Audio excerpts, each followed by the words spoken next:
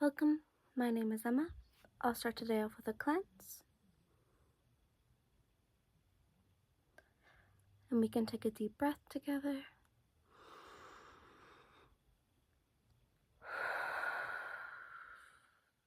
Wonderful. Thank yourself for being here. This is my little outfit of the day, just some red shorts. A red sweater and some white shorts. Cute. I want to talk about the different kind of, I'm going to say bodies, that I believe we possess as humans. So there's the emotional body, the spiritual body, and the physical body. And, the mind is a whole separate being from all those things, but the mind likes to believe that we are all of it. Your mind wants you to believe that you are your emotions, that you are your spirituality, that you are your physical body. And, you are not just this physical body. You are a soul inhabiting this body. You have been sent down to live in this vessel, but it is not you. Because after your physical body dies, you continue on. Your life force still exists. Energy can't die. So after you die, your energy carries on. The life force within you, it keeps going, and it goes to wherever else it wants to go. I don't have a very solid opinion on what happens after death, and I like to keep it that way because I don't want to have a solid opinion about something that nobody has the answer to. Heaven and hell could be real. That's not my personal belief, but reincarnation, there's so many different forms of afterlife from so many different religions. Ever since I was a kid, I talked about how I wanted to keep that knowledge open-ended because I didn't know the truth. I didn't want to have set in stone ideas when nobody truly has a real idea. It's all stories that we've made up just to give us some sort of sense of security, probably. Humans have a hard time with not having control. So as soon as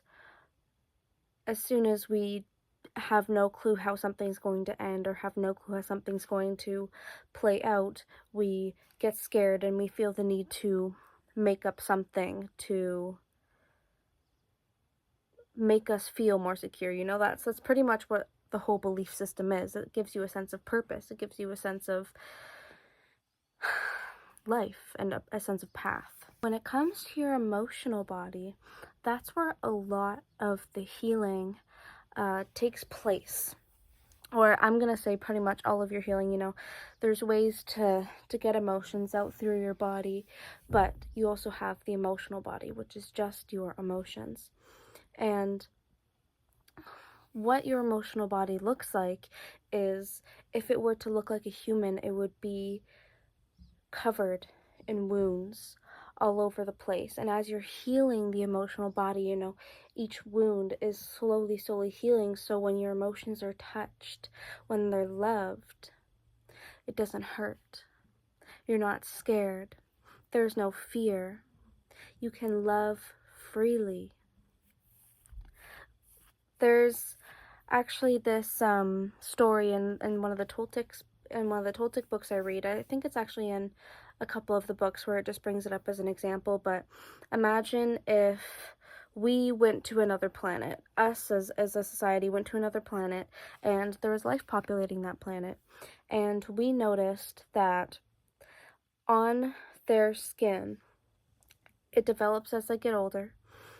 It says like around the age 4 or 5, these wounds start to show. And wounds are all over their body. But even though they know if they go to touch each other, it will hurt, the strong desire for physical connection and the strong desire of love, they still touch each other and they still hurt each other. Now imagine a different planet comes to our planet and they see that it is the exact same, but in the emotional body. You know, people are so hurt and they're so traumatized and they're so wounded, but they still have the strong desire to love. But their idea of love is obscured because of all these wounds. And even though it hurts, even though vulnerability is scary, we still have the strong desire to touch each other emotionally. So when rewiring your brain, think of your emotions not a part of you. Realize that they are not who you are. Your thoughts are not you. They are not what makes you a human, but they are tools for you to experience. And it's just until you're able to understand and control, or you can't always control how you feel, but you can control how you think, your perspective, how you react. And once you learn how to control that, it is after you've healed your emotional body. It is after your wounds have gotten better and you feel freer. You don't feel trapped with yourself. Oh my goodness. Say hi, Maiden. Oh, she's here. I would say our spiritual body it would connect well the chakras. You know, it is energy that is within us. It is energy that is there. And it's not an energy we produce originally. It is already there within us, but how we go about our lives is how this energy comes out. You know, if you're balanced in all your chakras, you're going to have a easeful, calm life, but if all your chakras are unbalanced, you're going to have a life of conflict. I was talking about earlier how, you know, the mind believes that it is the body, but the only thing that happens after your body dies is your life force moves on, and that is your spiritual body. It is the true, authentic, rawest, highest self version of you, the one that is accepting and has mastered unconditional love. It is the thing that has forgotten but will remember once your physical body dies once again. It is the thing that chose to come down here to have this life for you and to work through this in their soul. Your soul came down here because at your highest self, you knew that you could conquer what this life had to give you. You knew you had the strength to be different and to find yourself once again, to realize who you actually are, which is the spiritual body.